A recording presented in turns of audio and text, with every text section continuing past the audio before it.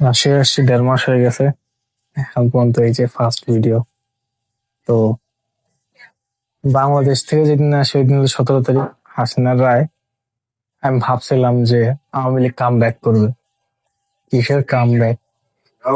আমি তাড়াহুড়ায় একদিন আগে মানে 17 তারিখ যদি কাটি 16, 15, 15 তারিখ টিকিট কাটছি তাড়াহুড়াতে। এর বিরাট সর্বোচ্চ প্রাইসে আমি টিকিট কাটছি। কষ্ট লাগতেছিল, আবার মনে হচ্ছিল হাসিনার রায় সেই দিনই। আমার ফ্লাইট ছিল 8:30টায়। 3 ঘন্টা আগে যাইতে হয়, আমার এখান থেকে যাইতে মাত্র আধা ঘন্টা লাগে। আমি ওই দিন 5 ঘন্টা আগে বাইরেছি। আমার বাবা বলে দ্রুত বাইর হ, হাসিনার রায় হইতেছে। এতটুকু শিওর যে হাসিনার রায় কি আসবে। আমি, আমার ফ্রেন্ড ছিল আরো 4-5 জনের মতো, 5 জনের মতো হবে। সবাই বলছি এখনই রেডিও, কারণ হাসিনার রায় হইতেছে। দৌড়াইয়া যত দ্রুত সম্ভব বাইরে হতে হবে। খুবই ভয়ে ছিলাম কি হবে, উবার ডাকলাম, দ্রুত বাইরে হইতেছি যে আমাদের যেমনি হোক হাসিনা রায় হওয়ার আগে এয়ারপোর্টে ঢুকতে হবে। ঢুকছিও, এর মধ্যে শুনি হাসিনা রায় হয়ে গেছে। আমি তো ভাবছি যাক, আমি তো পৌঁছেছি, এখন আমার পরিবার আর বন্ধুরা সবান ফেরত যাবে কেমনে? রাস্তায় তো গ্যাঞ্জাম বাঁধবে বিশাল। কিসের গ্যাঞ্জাম, মানুষ প্যানিক হয়েছিল এতদিকে, এর বেশি কিছুই হয়নি। যাক, ওটা আমার সম্পর্কে এক্সপিরিয়েন্স নেই, বাট এয়ারপোর্টে ঢোকার সময় ইমিগ্রেশন অফিসার বলে, ও আচ্ছা, আর একটা কথা, ওখানে 500 টাকা দিয়ে একজন পাওয়া যায় যে তোমাকে ইমিগ্রেশন পর্যন্ত নিয়ে যাবে। প্রথম কথা, এটার দরকার ছিল না। আমার মামা নিষেধ করছিল, বাট পরে বললো যে তোমার ফার্স্ট টাইম, নাও 500 টাকা খাবো, চলে যাক। পুরাটা মনে হয় জলে গেছে, বাট প্রথমবার হিসেবে ঠিক আছে। তো আমি, কষ্ট লাগে বলতে, পরে আমাকে নিয়ে গেল, বোর্ডিং করাইলো, মানে ইমিগ্রেশন পার করিনি, জাস্ট আমার টিকিটটা আমাকে দিছে। এরপর একটা বোর্ডিং এর টিকিট দিছে।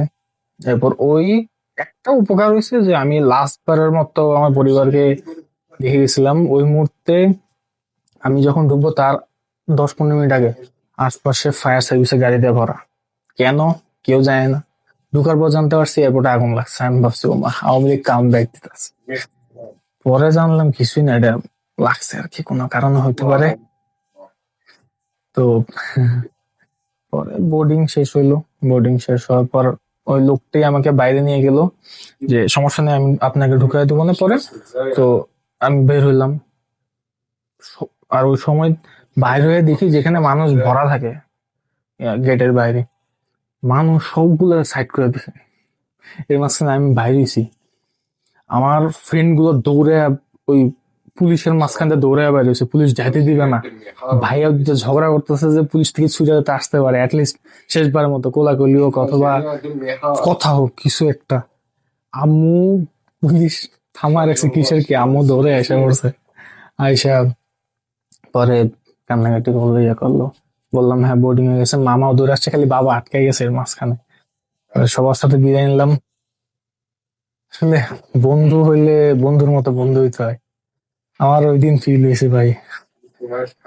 আলমাস, সাকিব, সজীব, এরপর সামি, ওরা ভাই যে পরিমাণ সাপোর্ট দিছিল ওই সময়। আমার মামা তো চুপচাপ হয়ে গেছে পুরা, আম্মু তো কান্নাকাটি, বাবাও ঠান্ডা হয়ে গেছে পুরা, ভাইয়াও চুপচাপ, মানে এয়ারপোর্টে ঢুকার আগে। তো ওই সময় ওরা আমার ব্যাগ নিয়ে টানাটানি করছে, ওরা পুরোটা টাইম আমার ব্যাগ নিয়ে এদিকে তো ওদিক যাওয়া লাগবে, সব করছে। এতে আমি কি বলবো, আমার মন কি পরিমাণ যে খুশি হয়েছে। আহ আম্মু বলতেছিল যে ছেলে ছেলে তখন আলমাস একটা কথা বলছিল যে আন্টি, আপনার ছেলে চলে গেছে কিন্তু আমরা তো আছি, আমরা তো আপনার ছেলে, কখনো কিছু লাগবে ডাক দিবেন, কখনো কোনো কিছু হবে আমাদের, আমরা আছি আপনার সাথে। পুরা মন ভরে গেছে। তো লাস্ট বারের মতো সবার সাথে দেখা হইলো, ভিতরে ঢুকলাম। পুলিশ জিজ্ঞেস করছিল কিভাবে ঢুকতেছো, পরে যখন বোর্ডিং পাস দেখালাম পরে ঢুকে গেলাম। ঢুকতে দিছে, পরে এক্সিট ওর রাস্তা দিয়ে আমরা এন্ট্রি নিছি। ওই লোকটা এন্ট্রি দিয়েছে, পরে বলছে এই যে ইমিগ্রেশন ঢুকবেন। ইমিগ্রেশনে আগ পর্যন্ত আমার কাজ, এরপর আমার শেষ। ঠিক আছে, ইমিগ্রেশনে ঢুকলাম। মজার বিষয়, আমি কালো কালার একটা গেঞ্জি পরছি, ওটা এমনি গরম, কারণ বাংলাদেশে তখন গরম চলতেছিল। ওর উপরে আমি হুডি পরছি, ওর উপর আমি জ্যাকেট পরছি, ওর উপর আর কি কি যদি পরছি রে ভাই। হাতে তখন কাঁধে হইলো 7-8 কেজির মতো, হাতে 10 কেজির মতো। ঘামতে ঘামতে ইমিগ্রেশন অফিসারের সামনে জিজ্ঞেস করে এটা কি। আমি বললাম স্টুডেন্ট, মানে কি ভিসা দিতেছেন? Student visa. স্টুডেন্ট ভিসা যেতেছি। ভালো কথা, সেসব চেক করলো, বললো ফার্স্ট টাইম? বললো হ্যাঁ। যাও কোনায় যাও, কোনায় অফিসাররা বসে রয়েছে, ওদের থেকে তুমি চেক করে আনো।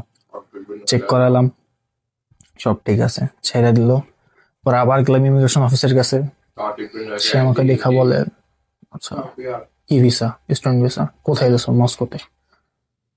আচ্ছা, এরপর কি করলো? লেটার দেখাও।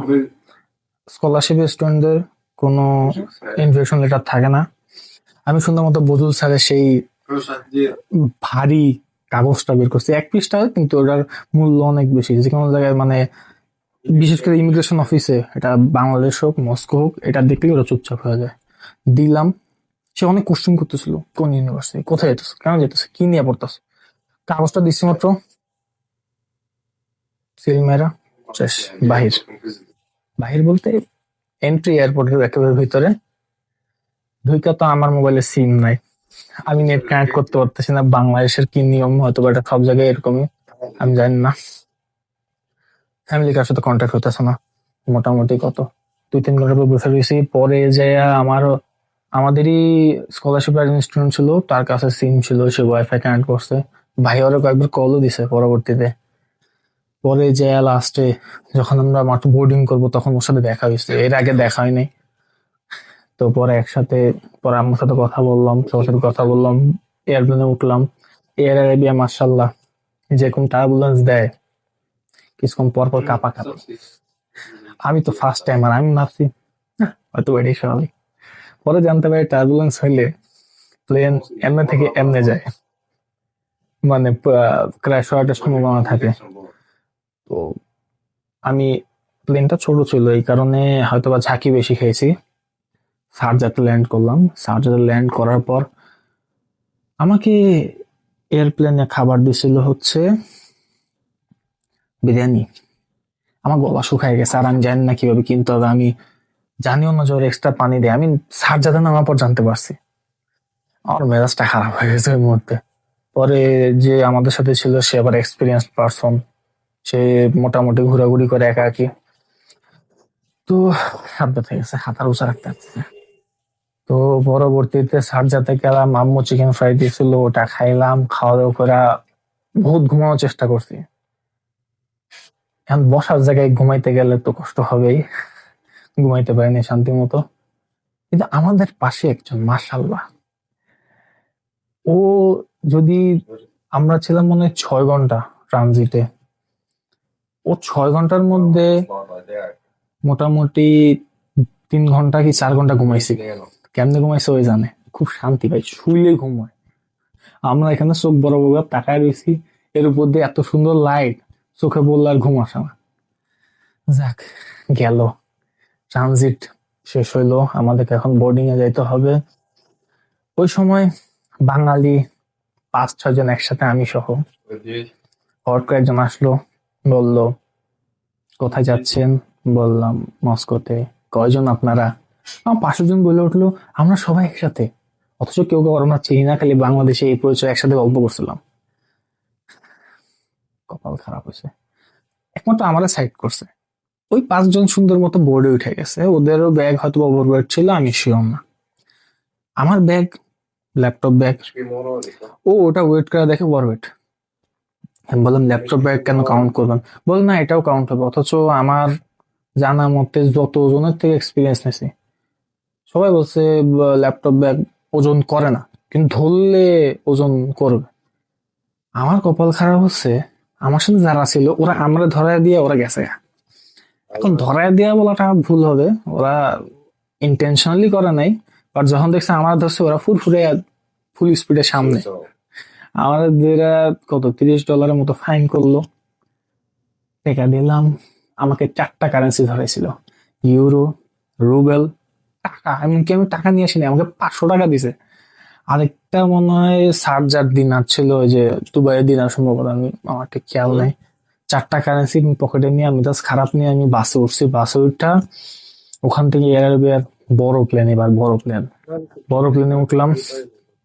আমার সিট উইন্ডো সিট ছিল, আমার কপাল এটাই খারাপ, লাইফ আর জীবনে উইন্ডো সিট নিব না। আমার পাশে 2টা কাপল বসছিল, রাশিয়ান। ওরা যা করছে, আমি পুরা টাইম বাইরে তাকায় ছিলাম। এর উপর দিয়ে ইরানের যে গরম, আমরা যদিও মেঘের উপর দৌড়তেছিলাম তো অবশ্যই গরম লাগবে, গরমে ঠেলায় বাঁচতেছিলাম না, আর বুঝতেছিলাম না যে ঠান্ডা বাতাস কোন দিক থেকে আসে। ওটাও রাশিয়ান এখন যারা ট্রাভেল করে ওরা চিনে কোথায় কি করলে ঠান্ডা বাতাস আসবে। আমি জানতাম না, লাস্টের দিকে জানছি যখন আমরা মস্কোর ভিতরে ঢুকে গেছি এবং ঠান্ডা। যাক, যাই হোক, আমার বাসার কাপড় গুলো যা শুরু করছিল, আর লাইফ টাইমে উইন্ডো সিট নেবো না, নিলে অ্যালি সিট আছে ওটা নিবো। অ্যাটলিস্ট মন মতো উঠা, নামা, ঘুমানো, কাইত হওয়া এসব করা যাবে। আমি এমনকি রাশিয়ান কাপল গুলো বলছিলাম, আপনারা যদি উইন্ডো সিট নিতে চান নিতে পারেন। ওরা যে ছেলে ছিল সে আবার ইংলিশ বুঝে, সে বললো না না থাক, আমরা এখানে ভালো আছি। ও তো ভালো আছে, আমি তো ভালো নেই। ওদের এই অবস্থা দেখা যা শুরু করছে, কিছুক্ষণ পর পর একজন কি আরেকজন কি করে না করে, মুভি দেখতেছে, শান্তি মতো মুভি দেখবো না। তো যাই হোক, পরে ওরা ফ্লাইট শেষ হইলো, আমরা বোর্ডিং থেকে নামলাম, প্লেন থেকে নামলাম, নাইমা গেলাম ইমিগ্রেশন অফিসে। আমরা ফার্স্ট 10 জনের মধ্যে ছিলাম যারা পাসপোর্ট জমা দিয়েছিলাম, কিন্তু আমরা 2 ঘন্টা পর পাইছি, 2 না 3 ঘন্টা পর পাইছি। কেন? কারণ ওরা পাসপোর্টের উপর পাসপোর্ট রাখতেছিল। তো যারা লাস্টে দিছে তারা ফার্স্টে পাইছে, আর যারা ফার্স্টে দিছে তারা 3 ঘন্টা পর পেয়েছে। এর মাঝখানে আমি দমোদিদব এয়ারপোর্ট থেকে গেলাম আমার ইউনিভার্সিটি। ওখানে এসা দেখি সময় পার হয়ে গেছে, আমাদের যে ম্যাডাম যে ডর্ম দেওয়ার কথা, মানে ডর্মের জন্য পারমিট দেওয়ার কথা, সে নাই।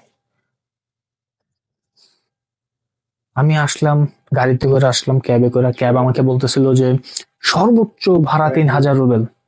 ওকে, আমি তো জানি 4500 রুবেলের মতো নেয়, 3000 রুবেল ঠিক আছে। ওর গাড়িতে উঠলাম, উঠার পর বলে সর্বনিম্ন ভাড়া 3000 রুবেল। ম্যাপ দেখা আমি ভাবলাম সর্বনিম্ন 3000, সর্বোচ্চ 4500 রুবেল হবে। আচ্ছা চলেন, আমি এখন প্যারাই আছি, টাইম নেই ওর সাথে দামাদামি করার। দ্রুত গেলাম, এখানে প্রিপারেটরি বিল্ডিং এর সামনে আসলাম। আফি আবু ছিল, বহুত হেল্প করছে ভাই। ওনার ঋণ আমি শোধ করতে পারবো না, সারা জীবন ওনার কাছে আমি ঋণী থাকবো। আর নাথিং 3 এর ফোনে ঝামেলা আছে, পাশে এসেনশিয়াল ক্যামেরা বসায় পুরো ক্যামেরা ব্যাকা করে দিচ্ছে। এখন যেমনি বসে অমনি ব্যাকা হয়, এটা নিয়ে ঝামেলা আছি। এই কারণে পুরো ভিডিও একটু ব্যাকাই হইতেছে, আপনারা একটু এমন করে দেখেন। যাই হোক, পরে আফিয়া পুরা আমি মেসেজ দিলাম যে আপু আমি আসছি। আপু ঠান্ডার সময় তখন 8 ডিগ্রি চলে, অথবা 8 ডিগ্রি, এখানে তেমন তেমন তেমন ঠান্ডা না। কারণ সত্যি কথা এখন -5-এও আমার ঠান্ডা লাগে না, আমরা জ্যাকেট খুলে আছি। খালি বাতাস বইলে অবস্থা খারাপ হয়ে যায়, ওটা একটা কারণ। তখন বরফ গললে প্লাস বাতাসের কারণে গা পুরা ঠান্ডা হয়ে যায়। যে যত বীর হোক না কেন, বাতাস যদি বয় এখানে, উফ, অবস্থা খারাপ করে ফেলে। বহুত দিন চার্জ না, 1.5 মাস ধরে চার্জ ছাড়া চলতেছে। এরপর আফি আপু আমাকে নিয়ে গেল প্রিপারেটরি বিল্ডিং এর ভিতরে, উনি যত রকমের হেল্প করা দরকার হেল্প করলো, এমনকি হোটেলের ব্যবস্থা করে দিল। বললো যে তুমি একদিন ওখানে থাকো, কালকে তুমি তোমার ইয়ার ট্রান্সলেশন, মেডিকেল ট্রান্সলেশন নিয়ে আসবা, ডরমেটে যাবা।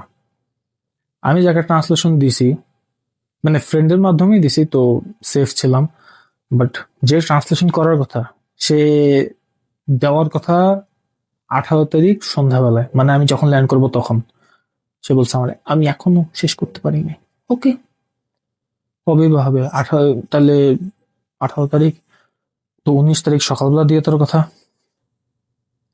সে তখনও দেয় নাই।